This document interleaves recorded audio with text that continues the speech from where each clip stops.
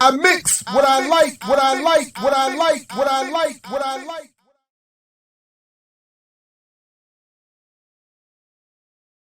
Okay, here we go, everybody. This is so as I was saying, shout out again to Eugene Puryear and Rania Khalek at Breakthrough News, which all of you should be watching.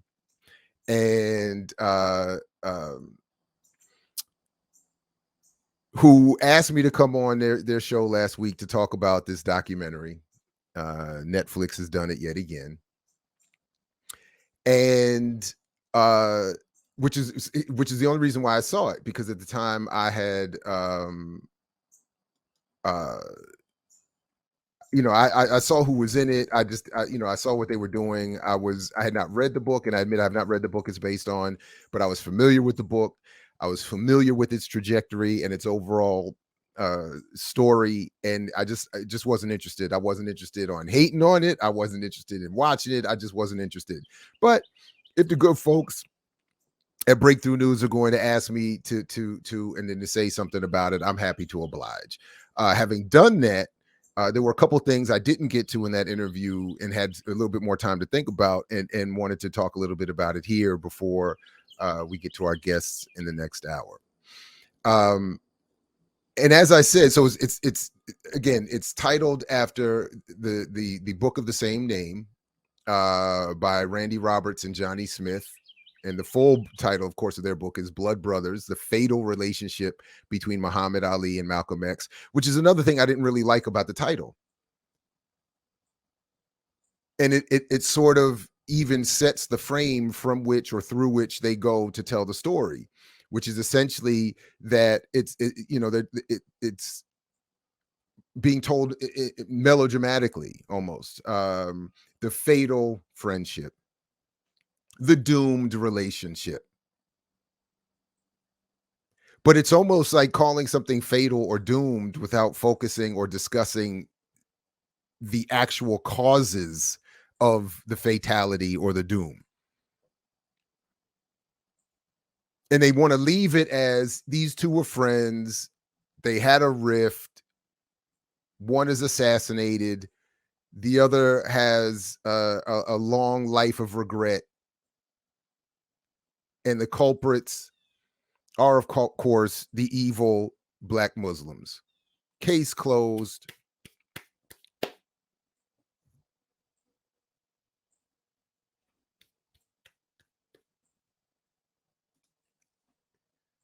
And I'll put the link in the show description or the show notes for this. But I would hope people would go back, slightly unrelated, and watch this video presentation, and including our presentation some years ago when our Malcolm X A Lie of Reinvention, Correcting Manning Marable's Malcolm X, when we were putting that book out and doing some presentations on it, I had found a video presentation of Wendy Wolf, who was the editor working with Viking Press that worked with Marable, and I think much more than that, in compiling and finishing in completing that book. In that presentation, she talks very clearly and in some detail about her childhood, her background, this white, affluent, middle class upbringing, and how at the time of Malcolm's life, he terrified her. My point is that when you listen to her presentation and the way she talks about the way we crafted this book and we worked on this book and the point was to tell a version of the history of Malcolm X in a way that affluent white liberals who buy and read the New York Times would feel comfortable. Of course, that means if at all you make allusions to any of Malcolm's politics, any of the context that led to his assassination, it's done in a way that is more comforting and ultimately is meant as a quick segue to focus on the real evil, which is Elijah Muhammad and the Nation of Islam. Because of course, the state doesn't terrify affluent white liberals the way relatively poor, unresourced, infiltrated, colonized, small portions of a black community, namely the Nation of Islam, do. That's the real fear. So what I'm saying is that this is what was done yet again with this book and this documentary. So just as a quick example, something that I looked at the other day, an interview with the authors, at least one of whom, Johnny Smith, ends up in the Netflix documentary. I don't honestly remember if Randy Rao, he might have been there. But these are the co-authors. Make it a little bigger here. These are the co-authors.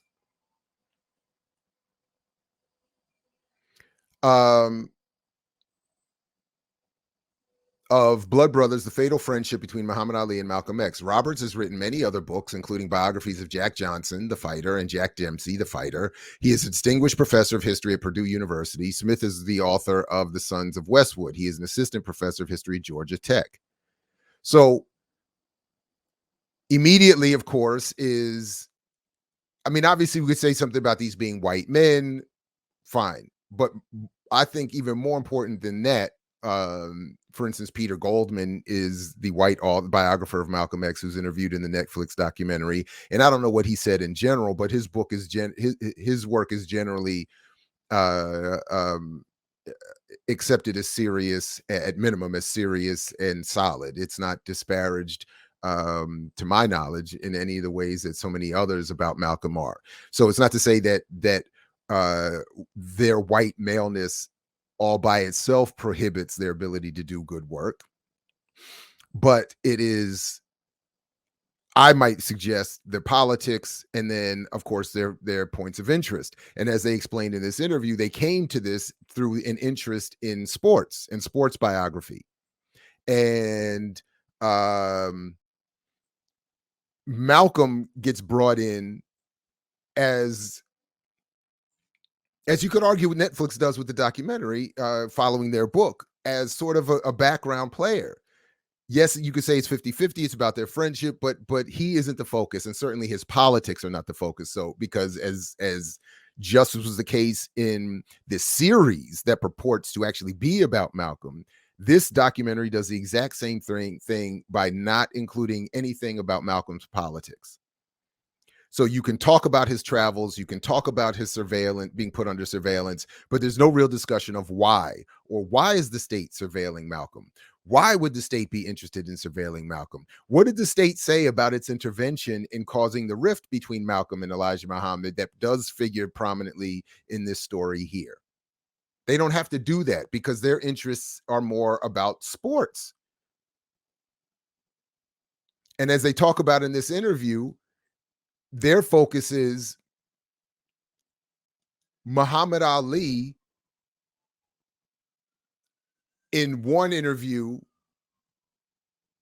accepts self-reference as Cassius Clay, and then in the very next interview, the very next day, I think this is after I can't even remember anymore, one of the Liston fights, he comes back and says, "No, I'm Muhammad Ali." And for them, this is the turning point. Like, whoa, what did that mean? What does that mean? Who gave him that name? Who is this Nation of Islam? Who is Malcolm X? What is all that? And now it's like, oh, well, let's look at this Malcolm guy too, and this Nation guy too, this Nation organization too.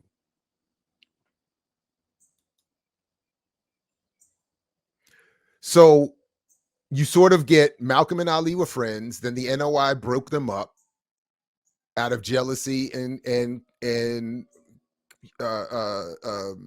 who would get credit for Muhammad Ali's presence in the nation. Malcolm is later killed by the Nation of Islam. Muhammad Ali feels bad about it and later, offers up some regret.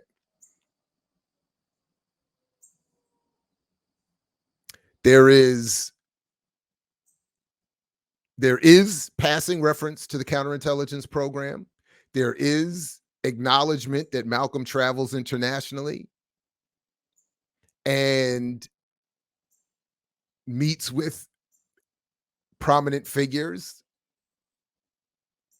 in African liberation, although that's not what they're described as, and I'm not even sure they're mentioned, and there's certainly no discussion of what was discussed or why Malcolm was what he was really, or there's no, there may be passing reference to him wanting to internationalize through the UN. I think I think there is reference to that, but it's not explained. Again, there's no focus on it, so there's not, why was Malcolm doing this? What is the history and the lineage and the precedents, or the precedent? What historical precedent has there been for Malcolm taking the plight to the UN? They don't get into any of that. And it's interesting because when they mention him going to throughout the continent of Africa and meeting, I believe in Ghana, he ends up by happenstance passing Muhammad Ali, and I'm going to come back to that in a few minutes. But the documentary makes mention that Muhammad Ali learned on this trip throughout Africa that he was more popular outside of the United States than within. But I don't think that there was any mention or certainly no focus or sustained investigation of the fact that Malcolm also was seen as at least as popular outside of the United States as he was within the United States, and that this was a problem for the United States. But there's nothing about that in the documentary. Then, of course, by the way, when they mention the counterintelligence program, they say, yeah, he was under surveillance, but then I think they even literally say at one point, but it's just left that they were just watching. It was like the FBI is just, they're just kind of hanging out by themselves, watching, watching this drama play out as the Nation of Islam kills one of its own. And there's this beef and this breakup, and Muhammad Ali disavows Malcolm X, and they're just watching.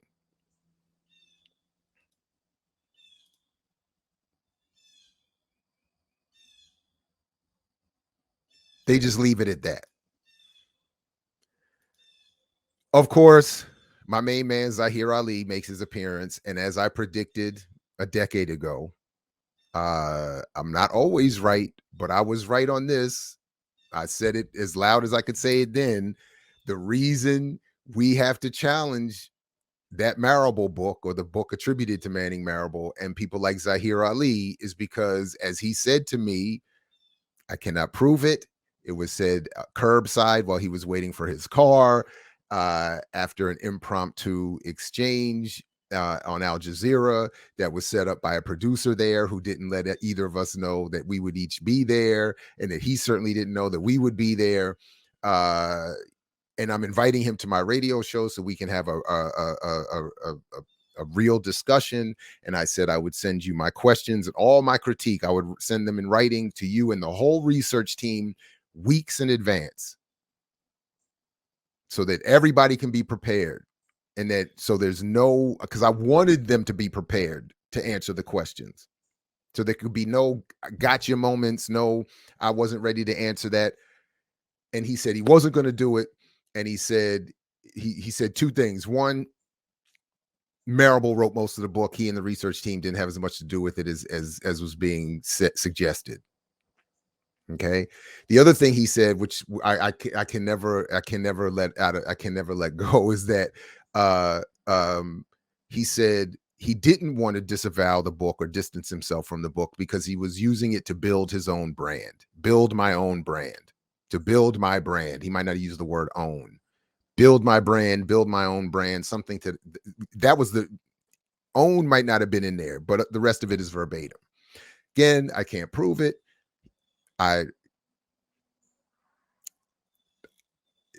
No one else heard it.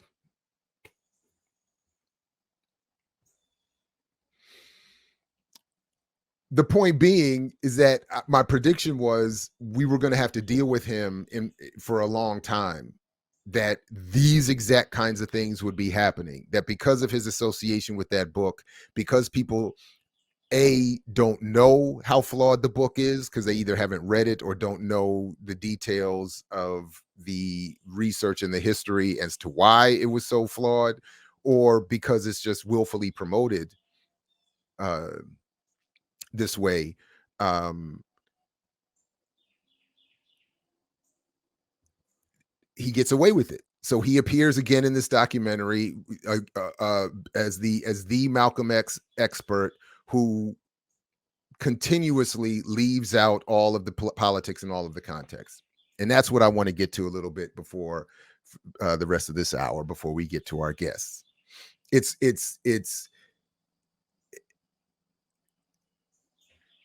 I wanted to write about that exchange with Ali in our correcting Manning Marable's Malcolm X.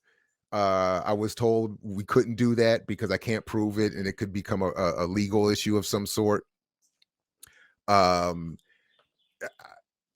I, I wanted to, like, I tried to show up on panels with this guy. He walked away from at least two, I want to say more, but at least two paid gigs. And I know he's making plenty of money, but he walked away from at least two paid gigs, panels, because he knew I was going to be there. So there's this willful desire to avoid discussion, specifically so that we don't get to some of I think what would, which admittedly does hurt your brand. Approaching it as certainly as I have has not helped. My career hasn't, been helped at all. Quite the opposite. So I get it. I understand. But but it's principles involved. I mean, it's honesty, it's accuracy. It's I don't know how people do this. I don't know I don't know what it's, so anyway, so what I wanted to do is let me get this out of here for now. I don't think we need that anymore. So I just went back to a couple of sources in preparation for this morning. By the way, this whole thing with Zahir Ali and the Manning Marable book, I mean, that whole thing, I'm obviously, not over it to a certain extent, but it's wild to me to see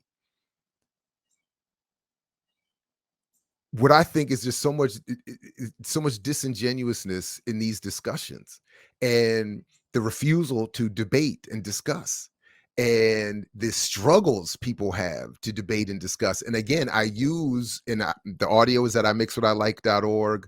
I use all the time the exchange between Bill Fletcher and the late Amiri Baraka at one of the years ago left forums on this issue of Malcolm and Manning Marable, and then specifically on the issue of politics and public debate.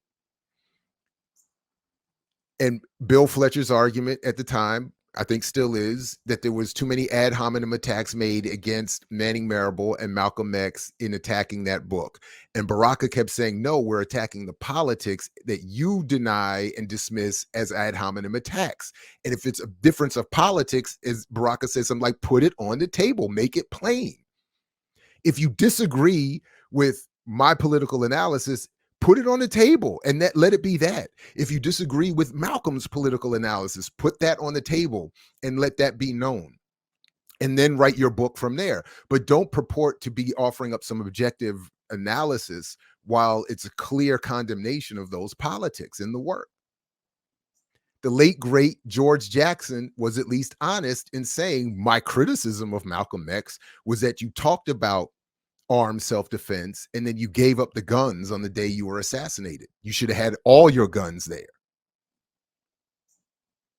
At least he put up a difference. He put up his politics, put it on the table. And yeah, it was hard for me to read George criticizing Malcolm, but he put it on the table. And that's why George, you know what I'm saying? That's why George is, saying. But of course, there's a lot we could say about that as well. George had in this case, the paradoxical privilege of working from within the prison system and seeing all of the highest contradictions and not having to organize in other spaces as Malcolm was having to do. So it does change the dynamic, but still, that's why George. So anyway, by the way, I tried to invite, I hope you all saw in the pages of Black Agenda Report, Ajamu Baraka's early September analysis of the left and the counterpunch response from Bill Fletcher. I invited them both to come on this morning to discuss their differences. Bill declined.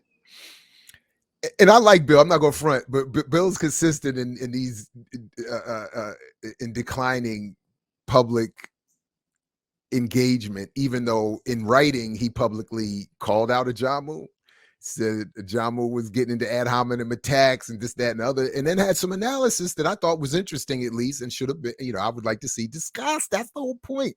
I also think it's funny. I can't help this either. Ajamu published his in Black Agenda Report and Bill in Counterpunch. I think there's some consistency in that as well. There's a whole bunch of history. It's funny to me. It's funny to me. But in the seriousness of it, I do think that should be, and maybe we should have read, maybe we would read through that discussion or that debate. I think that debate is important and should be, so I wish they would have come on here and we could have done that here. But anyway, if you haven't read the two pieces, that you should read them. I think they're great. And wherever you fall politically, it's great. And that's exactly what we should be doing. And so if they don't come here, I hope that they go somewhere and have that debate publicly. Like, it should be a real debate, discussion. So anyway. So I went to just a couple of sources just for today, two sources that I went to that I keep handy at all times. The under-heralded Malcolm X FBI file from Claiborne Carson, and the also under-heralded the COINTELPRO papers edited by Ward Churchill and Jim Vanderwall. And there's a couple of reasons for that. And of course, there are many other sources on this. I think, I would have loved, I couldn't find my copy. Again, I admit this is, for those who have ever moved, and the books, we love our books until we have to move them, and the nightmare of the moving of the books and the full unpacking of the books and some new, living arrangements. My access to all my books has been limited, so I got what I could get. But I would have really liked to get, I don't remember what he wrote about it in Ishmael Reed's work on Muhammad Ali. So I would have liked to get a couple of other things. Anyway, but anyway, we'll make use of it as best we can, and happily come back to it another time. But check this out. So this is just some of what we don't get in the Netflix documentary, or dare I say anything that's going to include Zahir Ali and his crew. Obviously, the counterintelligence program was I don't think anybody here needs this, but for those who, the counterintelligence program was developed as an official sort of reorganizing under an official rebranding of stuff that the FBI and the state had been doing long before, but that was specifically designed to use all kinds of tactics to destroy the entire left, from the white left to everybody else. So we're focused obviously on what they did with the Black liberation struggle, just a little bit here. And one of the things that they write here that is the state in its own documents, counterintelligence program, Black nationalist hate groups internal security memo from August of 1967.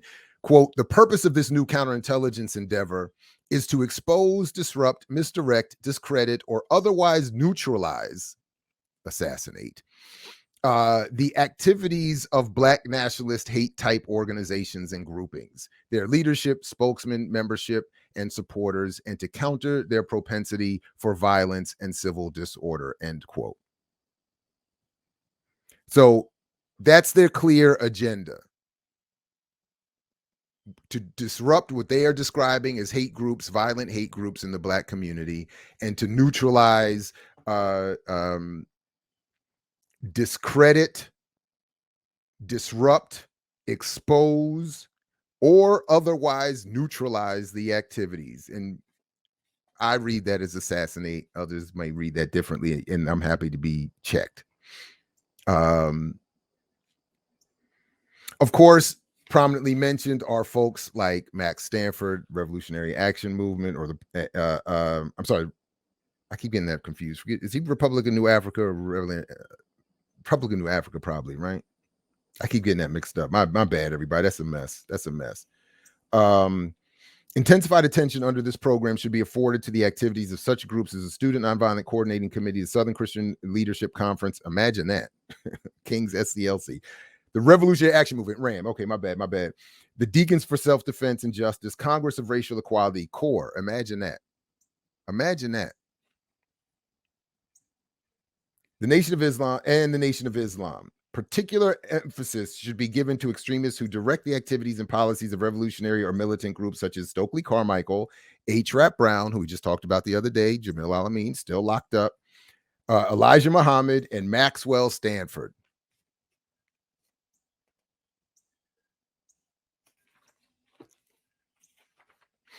It's also interesting here that they write also that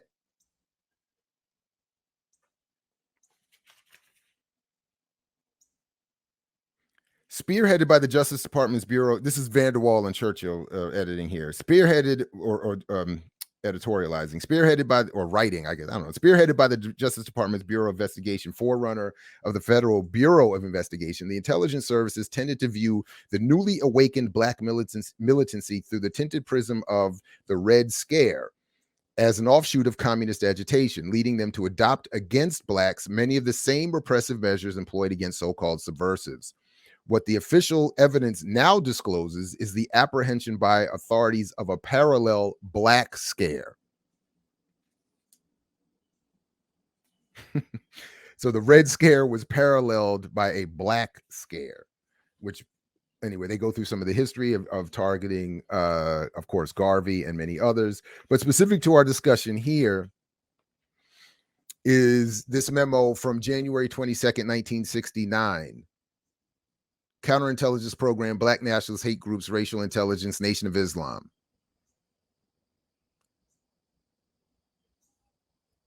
Ray Bullet, if I'm saying that correctly, is the or Rebulette, the officer here, has been thoroughly studied and discussed by the SAC, Special Agent in Charge, the supervisor, and agents familiar with facets of the Nation of Islam, which might indicate trends and possible future direction of the organization. The Bureau's concern is most understandable and suggestions appreciated. Over the years, considerable thought has been given and action taken with Bureau approval relating to methods through which the Nation of Islam could be discredited in the eyes of the general Black populace, or through which factionalism among the leadership could be created. Serious consideration has also been given towards developing ways and means of changing NOI philosophy to one whereby the members could be developed into useful citizens and the organization developed into one emphasizing religion, the brotherhood of mankind, and self-improvement. Factional disputes have been developed, the most notable being Malcolm X Little. Now, in their summary here, Vanderwall and Churchill write, quote, this is the, quote, memo taking credit for the assassination of Malcolm X, killed in an FBI-provoked factional dispute on February 14th, 1965. That's not the right day, though, right?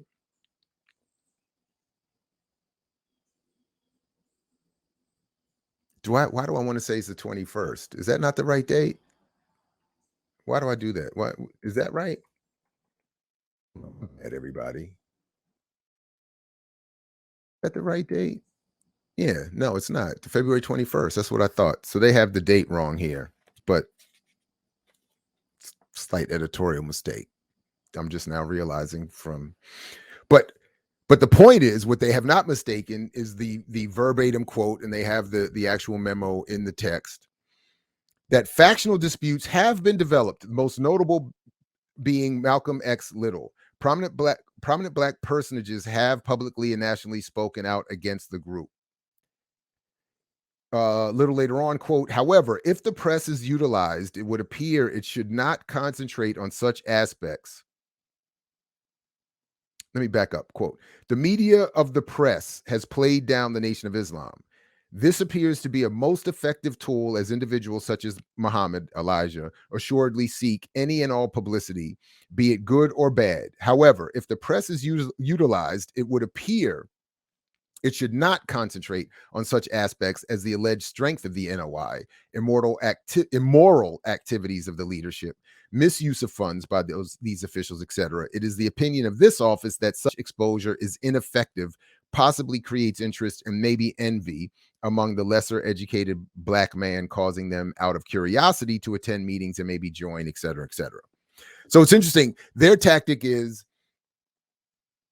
to foment factionalism and disputes. And I'm wondering if this played a part also in their tactical use not to expose the immoral behavior of Elijah Muhammad, et cetera, and so forth, leaving that to Malcolm years earlier as breaking news for Malcolm that would play a role in the dispute and the factionalism and the discord in the organization. Anyway, just like, by the way, Netflix, unlike what we're going to get to in just a moment, Netflix does not talk about in any meaningful way. They passingly reference that the Nation of Islam is infiltrated by the state. But again, they're saying they infiltrate the Nation of Islam, they put them under massive surveillance, but then they just watch. It doesn't even make any sense. The logic is it doesn't make any sense. So we're going to infiltrate you, we're going to surveil you and do nothing, and that's it. And as if that is nothing. All right, so I just wanted to start with that little bit of counterintelligence context, and them saying, according to, and I think I mean, obviously they don't say we take credit for getting Malcolm killed, but I think that is a logical conclusion for Van der Waal and Churchill to reach, because it does say, hey, we've already shown you we create the factionalism between Malcolm and the nation.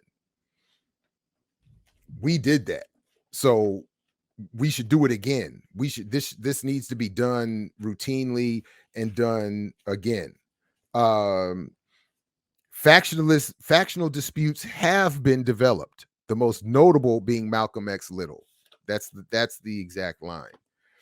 So in a conversation about would they have played a role, or would they have aided, or would they have wanted or benefited from any rift between Malcolm and Muhammad Ali, and then then Malcolm and Elijah Muhammad? Of course, but that can't be the primary focus. So even just some basics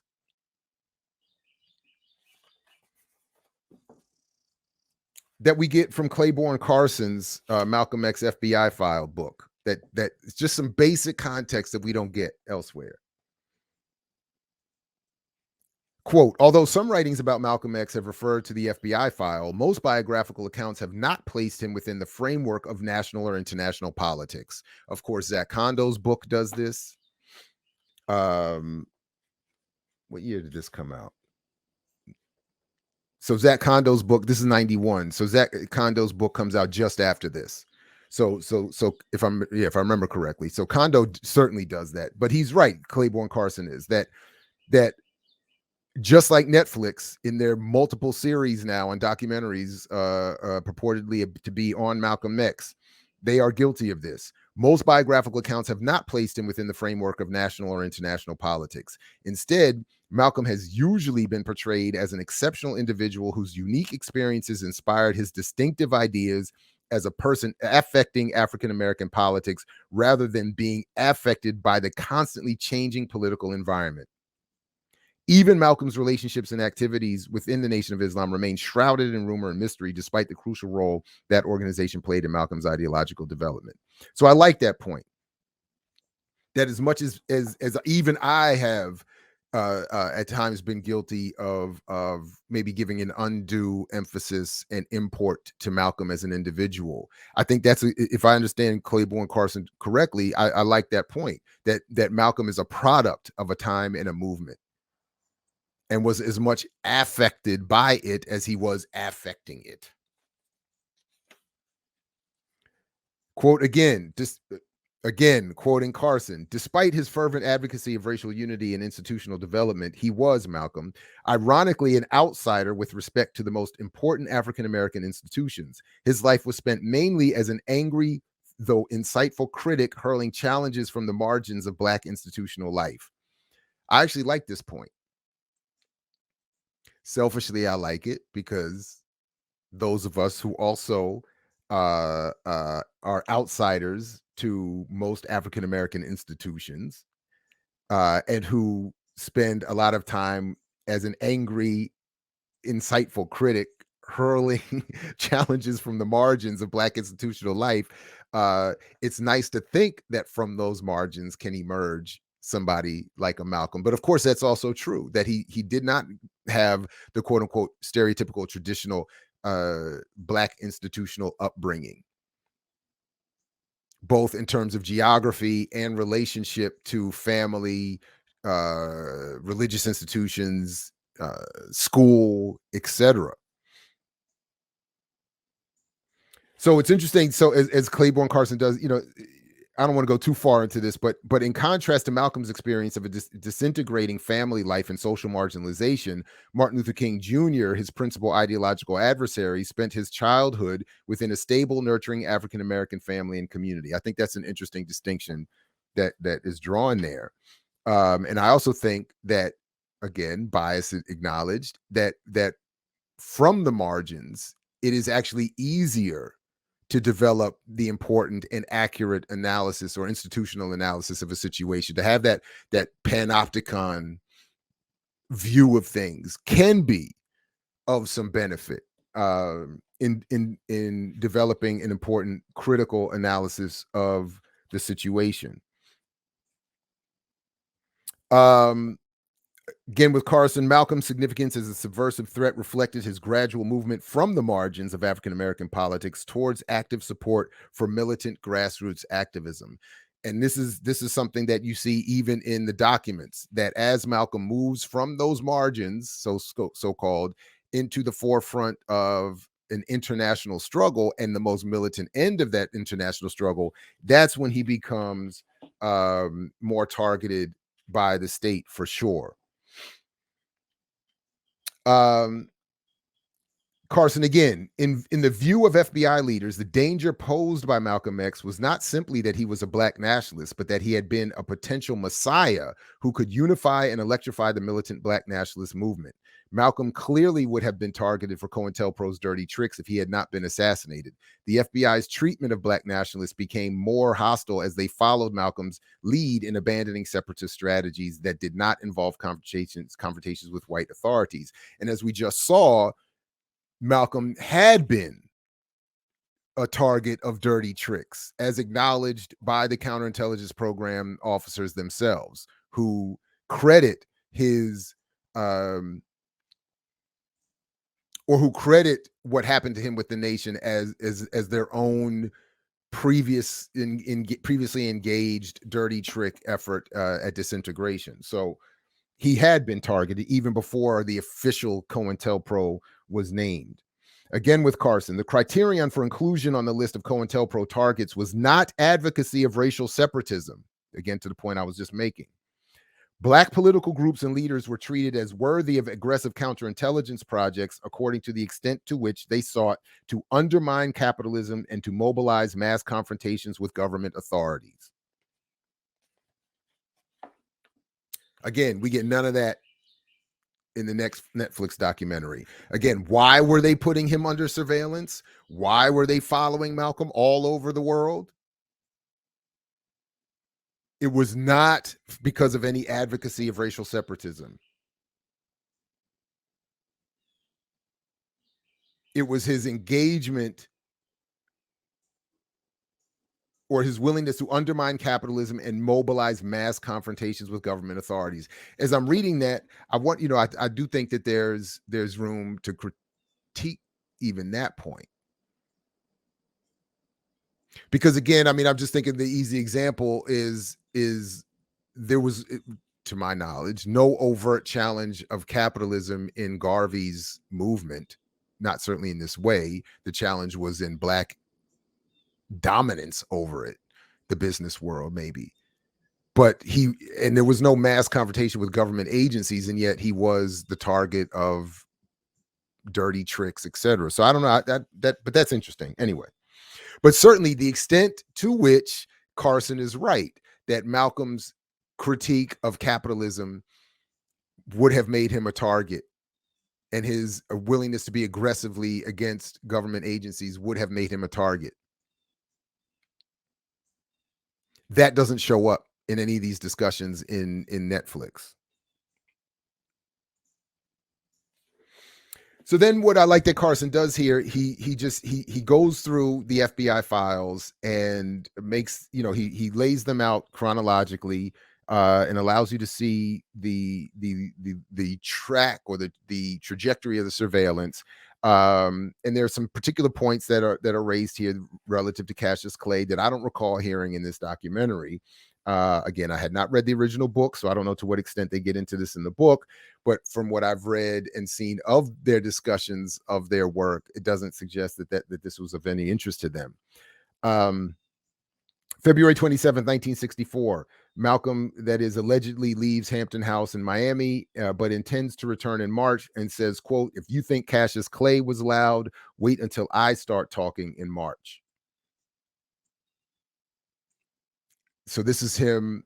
And this is where I do think in our book of essays critical of Manning Marable's book, Kamal Franklin has I think he's the one. I don't know if others make this point, but he makes the point that Malcolm could be criticized for stoking the flames of hostility with the Nation of Islam in his own press engagement. And this could be, I think, an example of one where he's basically saying, wait, I'm going to be louder than Cassius Clay in the press when it comes to my issues with Elijah Muhammad, because shortly thereafter it's announced in the New York Times on March 8th that Malcolm has split with Muhammad.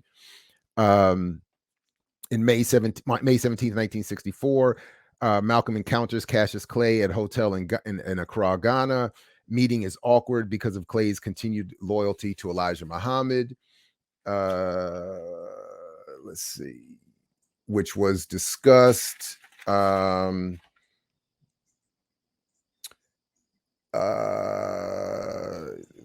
That's relative to his. I mean, then you see. I mean, he writes. That is, Malcolm writes Dr. King, shows his willingness to work with him. Meets with Jomo Kenyatta and Milton Obote, developing the OAAU. I mean, there's just so much fascinating stuff in here.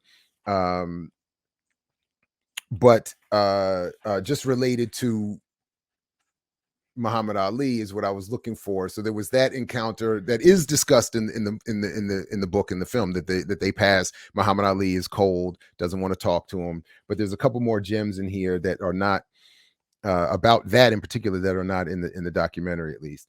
Okay, so that's again where Malcolm is saying, if you think I'm gonna be that Cassius was loud, wait till how loud I'm gonna be. It says that again. Here we go.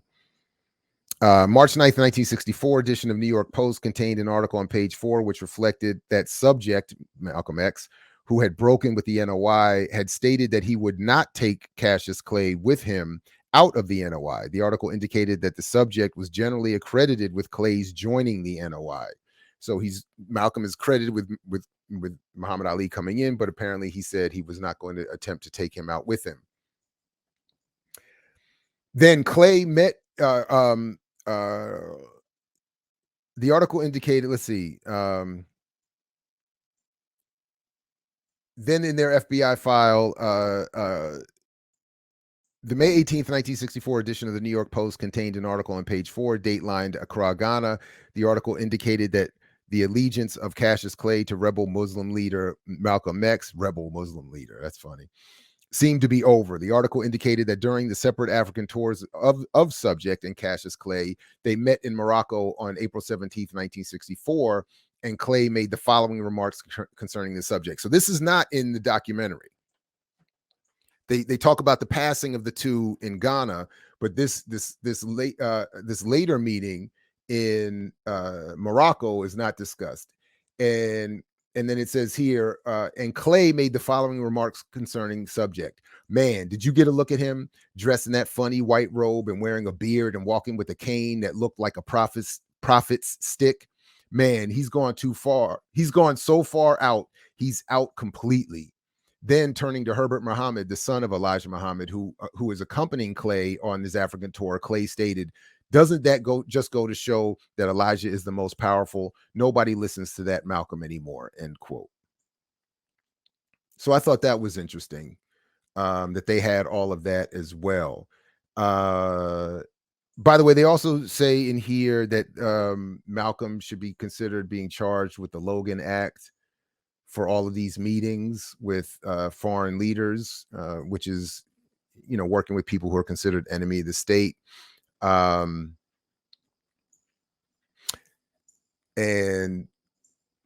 yeah, so anyway, though that's basically it. But what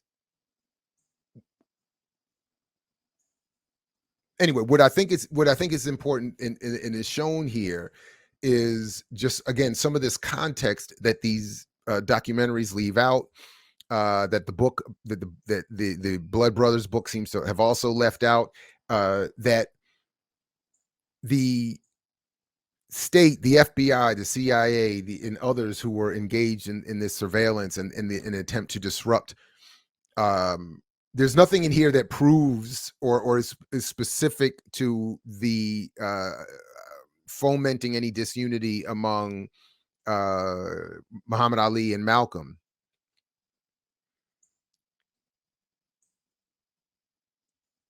But as I read what is said here of Clay about Malcolm, it reads to me in their documents as if they're saying, and I am editorializing, this is not in there, but it does read to me as if they are tracking this, as given the context of what they have said, as taking notes on a successful operation, or happily watching. Maybe it's even serendipitous in this specific instance. But as Carson shows, so for instance, as Carson shows, Malcolm is under surveillance by the FBI as early as, I believe, 1953 is when they open a file on him, if I'm not mistaken. Or was it? No, actually, it's earlier because of all of his attempts to get out of going the draft in World War II. So they have already got a file on him as being somebody who is attempting to get out of armed service, not trying to be drafted into any of these wars. And then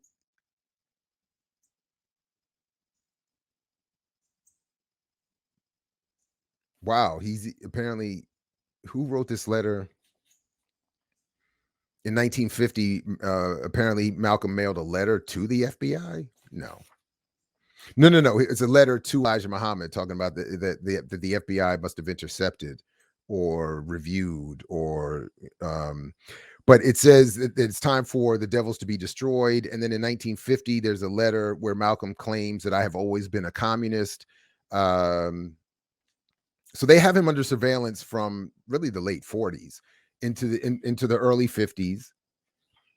And then certainly as his prominence rises in the Nation of Islam and globally, the surveillance increases. So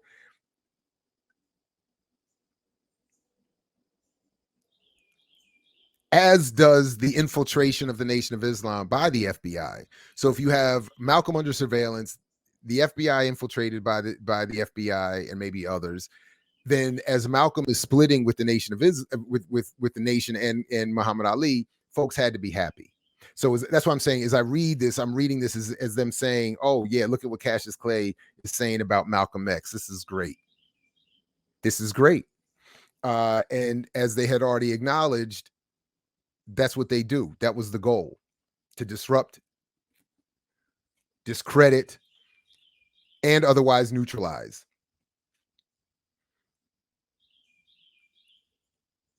But without all of that context being in the documentary, and apparently in this book, you then the question of why are they doing that can never be asked.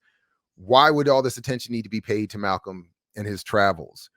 Why would his being seen as meeting with African leaders threaten even his being charged with the Logan Act?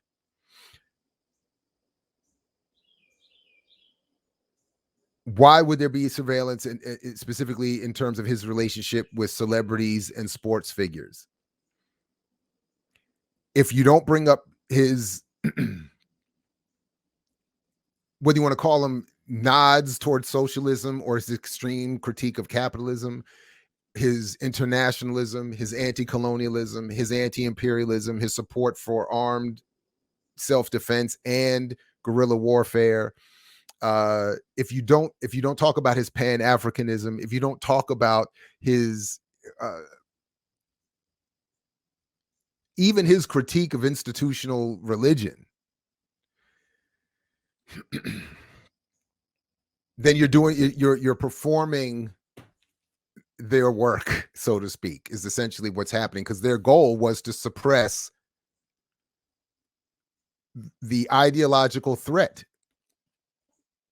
the counterinsurgent threat. So what made him a threat? It wasn't whatever else. Anyway, so okay. I see our guests starting to show up for our next conversation, so I want to get to them. I'll stop with this for now, and maybe we'll come back to this another time, as I'm sure there will be another occasion for these folks to drag Malcolm in these politics through the streets, so to speak, posthumously, ideologically through the streets. So we want to be there to pick them up, dust them off, get them back on their feet again, and get them back into their rightful place within our communities and in our struggles. So I mix what I like, what I like, what I like, what I like, what I like.